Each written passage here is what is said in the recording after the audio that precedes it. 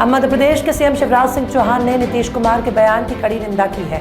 CM Shivraj ने कहा कि महिलाओं का इस तरह अपमान करने वाले व्यक्ति को सीएम रहने का कोई अधिकार नहीं है, उन्हें पद छोड़ देना चाहिए। माफी मांगने से काम नहीं चलेगा।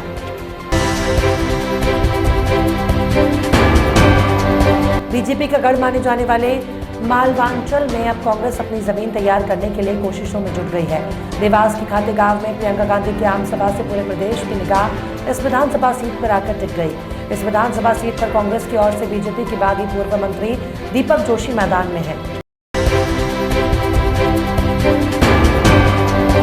भारतीय जनता पार्टी के वरिष्ठ नेता लालजी टंडन के बेटे और पूर्व नगर विकास मंत्री आशुतोष टंडन का लंबी बीमारी के बाद निधन हो गया। आशुतोष टंडन उर्फ गोपाल जी लखनऊ शहर ईस्ट से विधायक थे और लंबे समय से कैंसर से ग्रसित होने के चलते लखनऊ के मेदांता में उनका उपचार चल रहा था।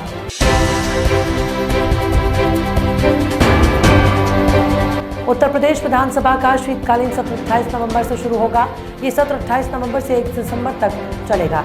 इस दौरान योगी आदित्यनाथ सरकार सदन में वित्तीय वर्ष 2023-24 के लिए अनुपूरक बजट भी पेश करेंगी। इस संबंध में आज अयोध्या में कैबिनेट बैठक बुलाई गई है। बीजेपी नेता पंकजा मुंडे ने पिछले सप्ताह मराठा आरक्षण आंदोलन के दौरान भीड़ और महाराष्ट्र के अन्य शहरों में हुई हिंसा की निंदा की और कहा कि युवाओं को हिंसा के लिए नहीं उकसाया जाना चाहिए। भविष्य में किसी भी तरह की हिंसा न करने की अपील करते हुए महाराष्ट्र के पूर्व मंत्री ने कहा, किसी भी आंदोलन को धमकी में नहीं बदलना चाहिए। मुंबई में इन दिनों मौसम बदलने के बीच वायु की गुणवत्ता में गिरावट लोगों के लिए चिंता का विषय बना हुआ है। मुंबई में वायु गुणवत्ता सूचकांक बहुत खराब श्रेणी में है। मुंबई में हवा की गुणवत्ता लगातार खराब बनी हुई है और शहर के कई इलाकों में लोगों को परेशानी का सामना करना पड़ रहा है। मध्य प्रदेश विधानसभा चुनाव 2023 के चुनाव प्रचार के लिए सतना पहुंचे प्रधानमंत्री नरेंद्र मोदी ने एक जनसभा को संबोधित करते हुए कांग्रेस पर हमला किया। उन्होंने कहा कि आज पूरे विश्व में भारत का डंका बज रहा है और कांग्रेस की गुब्बारे की हवा निकल गई। सुप्रीम कोर्ट में गुरुवार को 3 नए जज नियुक्त किए गए। इसके साथ ही अब कोर्ट 34 न्यायाधीशों की पूर्ण क्षमता के साथ काम करेगी।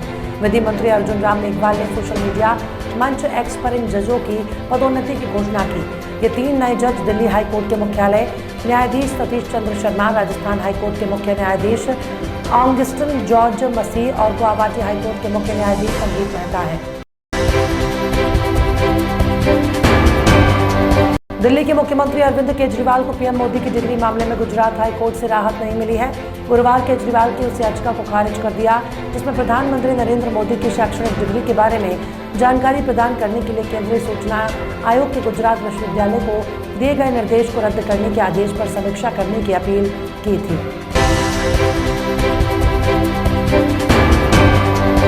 विदु विनोद चोपड़ा के डायरेक्शन में बनी 12वीं फेल बॉक्स ऑफिस पर धमाल मचा रही है। ये फिल्म सिनेमाघरों में कंगना रनौत की तेजस के साथ रिलीज हुई थी, लेकिन विक्रांत मैसी की फिल्म कमाई के मामले में तेजस को मात देकर काफी आगे बढ़ गई है, जहां तेजस महज 6 करोड़ का कलेक्शन मुश्किल से कर पाई है।